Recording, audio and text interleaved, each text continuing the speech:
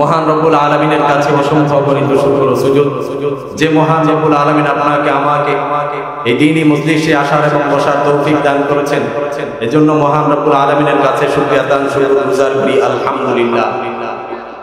আল্লাহ তাআলা মহাগ্রন্থ কালামুল্লাহ শরীফের মধ্যে বলেন, লা ইন শাকারতুম লাযীদান্নাকুম ওয়া লা ইন কাফারতুম ইন্না আযাবী লাশাদীদ।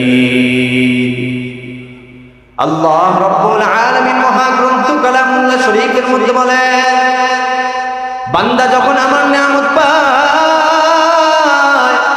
আমার নিয়ামত পাওয়ার পর আমার নিয়ামত বক্ষণ কইরা আমার নিয়ামতের মধ্যে নিমজ্জিত থাইকা আমি মালিকের শুকর আদায় করে, আমি মালিকের কৃতজ্ঞতা পোষণ করে আমি আল্লাহ ওই বান্দার উপর খুশি হইয়া তার নিয়ামতকে বৃদ্ধি করে দেয়। চিল্লায় বলেন সুবহানাল্লাহ। আর বান্দা যখন আমার নিয়ামত পায়, আমার নিয়ামত পাওয়ার পর আমার নিয়ামতের মধ্যে নিমজ্জিত থাইকা আমার নিয়ামত বক্ষণ কইরা আমারও কৃতজ্ঞতা পোষণ করে, জেনে রেখো আমার আযাব বড় ভয়ঙ্কর। আল্লাহ তাআলা কোরআনের মধ্যে বলেন, ইন্না আযাবী লাশাদীদ। এজন্য আমরা শুকর আদায় করব কার? জোরে আওয়াজ দিন কার? শুকরগুজার বান্দা কর দুনিয়া, যাহার ফলে নজনে আমত বেড়ে যায়। প্রভুর শুকর আদায় যদি না কর, কঠিন আযাব হবে তোমার কবর। আরে মুমিন মুসলমান ইমানদার আল্লাহর গোলাম, এত এত নিয়ামত আল্লাহ তাআলা দান করেছেন। আল্লাহ তাআলা আপনাকে আমাকে এত এত নিয়ামত দান করেছেন। আল্লাহ তাআলা এত সুন্দর করে আপনাকে আমাকে বানাইলেন। এই হাত আল্লাহ তাআলার দেওয়া নিয়ামত, চক্ষু আল্লাহ তাআলার দেওয়া নিয়ামত, জবান কার দেওয়া নিয়ামত? জোরে আওয়াজ দেবেন, কার দেওয়া নিয়ামত? আল্লাহ তাআলার দেওয়া নিয়ামত। আল্লাহ তাআলা যদি ইচ্ছা করতেন এই জবানকে মাথার পিছনে লাগাই দিতেন, পারতেন কি পারতেন না? কিন্তু আল্লাহ তাআলা ওইভাবে বানায় নাই। বান্দার অসুবিধা হবে, আল্লাহ তাআলা সুন্দর করে বান্দাকে বডি টেক্সচারটা অনেক সুন্দর করে বানাইছেন। আল্লাহ তাআলা বলে, বান্দা আমি তোকে বানাইলাম, বান্দা এত সুন্দর করে বানাইছি, এমনিতেই বানাইনি, আমি তোকে উদ্দেশ্য করেই বানাইছি। তুই দুনিয়াতে যাবি, আমার নেক বন্দেগী করবি, আমার নেক বন্দেগী করে জান্নাত কামাই করে জান্নাতে চলে আসবি। সুবহানাল্লাহ। আরে মুমিন মুসলমান ইমানদার আল্লাহর গোলাম, বান্দা যদি বলে কত নিয়ামত দান করেছেন, আল্লাহ তাআলা মহাগ্রন্থ কালামুল্লাহ শরীফের মধ্যে বলেন, ওয়া ইন তাউদ্দু নি'মাতাল্লাহি লা তুহসুহা। আল্লাহ তাআলা এত এত নিয়ামত দান করেছেন, আল্লাহ তাআলা এত এত নিয়ামত দান করেছেন। বান্দা যদি বলে আমি এই নিয়ামতকে গণনা করব, তার হায়াতের জিন্দেগি শেষ হয়ে যাবে, তারপরে তার নিয়ামত গণনা করে শেষ করতে পারবে না। সুবহানাল্লাহ। আল্লাহ তাআলা এত এত নিয়ামত দেন। এজন্য বেশি বেশি পরিমাণে আল্লাহ তাআলার নিয়ামতের শুকর আদায় করা। কারণ যে ব্যক্তি আল্লাহ তাআলার নিয়ামতের শুকর আদায় করবে, আল্লাহ তাআলা তার নিয়ামতকে বৃদ্ধি করে দিবে। আর না শুকরিয়া করবে, তার নিয়ামত উঠিয়ে নেবে এবং কঠিন আযাবের সম্মুখীন করবে। এই দুনিয়ার মধ্যে এমন কোন বুজুর্গ নাই যারা আল্লাহর রাস্তায় কুরবানি ছাড়া বুজুর্গ হয়েছে, এমন কোন বুজুর্গ আছে? এমন কোন বুজুর্গ নাই। যারাই বুজুর্গ হয়েছে তারা প্রত্যেকে আল্লাহর রাস্তায় নিজেকে কুরবানি করে দিয়েছে। আল্লাহর রাস্তায় সব সময় আল্লাহ তাআলা জিকির করতেন, ইবাদত বন্দেগীতে লিপ্ত থাকতেন, এমনিতেই বুজুর্গ হয় নাই। এই দেশের মধ্যে বড় বড় ধন্যাত্ম ব্যক্তি ছিল, কিন্তু তাদেরকে কেউ মনে করে না, তাদেরকে কেউ মনেও রাখে না। কিন্তু যারা ওয়ালিয়ে কামিল ছিলেন, যারা আল্লাহর রাস্তায় নিজেকে কুরবানি করে দিয়েছে, এমন ওয়ালিয়ে কামিল বুজুর্গদের নাম সম্মান করে মানুষের দিলের মধ্যে গাইথা আছে। কথা বলেন কিনা? তাদের নাম নিলেও দিলের মধ্যে অজান্তে একটা ভালো লাগা। কেন করে? কারণ তারা আল্লাহর রাস্তায় নিজেকে কোরবানি করে দিয়েছে। যে আল্লাহর প্রেমে নিজেকে পাগল করে দিয়েছে, নিজেকে তৈরি করে নিছে, গোটা জগৎ তার পিছনে পাগল হয়ে গেছে। সুবহানাল্লাহ। বাংলাদেশের মধ্যে একজন বিখ্যাত বুজুর্গ ছিলেন হযরত মাওলানা মুহাম্মদুল্লাহ, যাকে আমরা সবাই হাফিজুর রহমাতুল্লাহি আলাইহি নামে চিনি। জবরদস্ত আল্লাহর ওলি।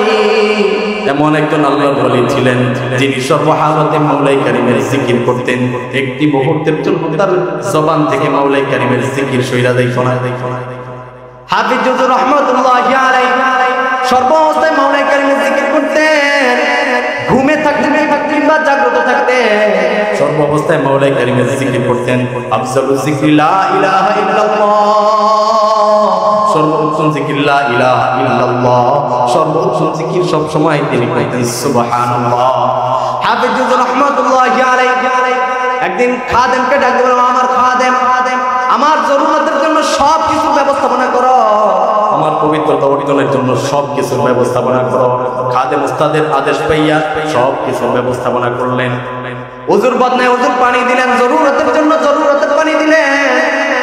পানি দেওয়ার পর হাফিজ হুজুর রাহমাতুল্লাহি আলাইহি জরুরত সারার জন্য বদনাটা নিয়ে ভিতরের দিকে প্রবেশ করলেন। ভিতরের দিকে প্রবেশ করার পর জরুরত সেইরা যখন বাহির হইলেন, খাদেম তার চেহারার দিকে তাকায় দেখে তার চোয়াল থেকে রক্ত প্রবাহিত হইতেছে। খাদেম আশ্চর্য হয়ে গেলেন, কি ব্যাপার হুজুর, আপনার কেন এই অবস্থা? আপনাকে সুস্থ সবল মানুষ আমি দেখলাম, আপনার কেন এই অবস্থা? বলে হাফিজ হুজুর রাহমাতুল্লাহি আলাইহি বলতে চায় না।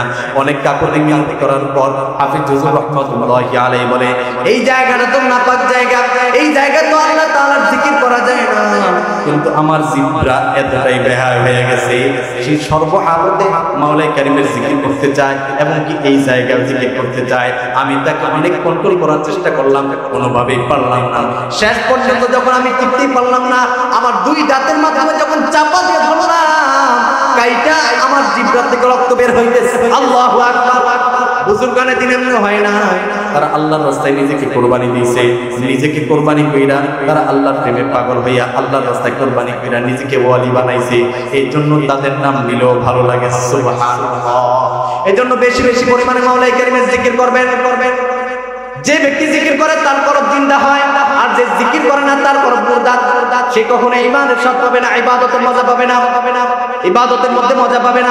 কিছু মানুষ বলে হুজুর নামাজ তো করি কিন্তু মজা পাই না। মজা না পাওয়ার পিছনে দুইটা কারণ। এক নম্বর কারণ আমাদের কামাই রুজির মধ্যে হারাম ঢুকে গেছে। দুই নম্বর কারণ আমাদের কলবের মধ্যে জিকির নাই। যার কলবের মধ্যে জিকির নাই সে কখনো ঈমানের মজা পাবে না, নামাজের মধ্যে মজা পাবে না, কোনো কিছুর মধ্যেই মজা পাবে না। যদি মজা পেতে হয় সর্বহালতে মাওলাই কারিমের জিকির কইরা তার কলব পরিষ্কার করতে হবে। এজন্য বেশি বেশি পরিমাণে মাওলাই কারিমের জিকির করবেন।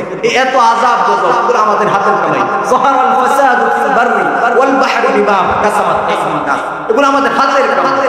তো আযাব গজব দুনিয়ার মধ্যে হয়, এগুলো আমরা নিজের কামাই করে। এজন্য বেশি বেশি পরিমাণে মাওলাই কারিমের জিকির করব, ইস্তিগফার করব। আল্লাহ তাআলার জিকির যে যত বেশি করবে তার কলব পরিষ্কার হবে, সে ঈমানের মধ্যে মজা পাবে। একটি গজল গিয়েছিলেন, হঠাৎ করে শুনবি একদিন আমার মৃত্যুর খবর, কেঁদে কেঁদে আসিবে সবাই দিতে আমায় কবর, দিতে আমায় লাশটি আমার থাকবে পরে, লাশটি আমার থাকবে পরে বাড়ির আঙিনায়, মুখের কাপড় উঠাই কাঁদবি যে হায় হায়, ওরে এই কাঁদাতে লাভ হবে না, এই কাঁদাতে লাভ হবে না, ভয়ঙ্কর বড় ওই কবর। এই দুনিয়া পরীক্ষার রাখলি না তুই খবর, এই দুনিয়া পরীক্ষার রাখলি না তুই খবর। হঠাৎ করে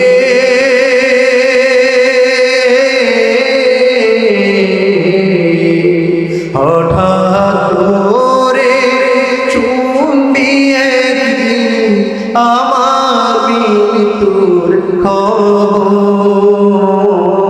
কেঁদে কেঁদে আসিবে সবাই দিতে আমার কবর দিতে আমার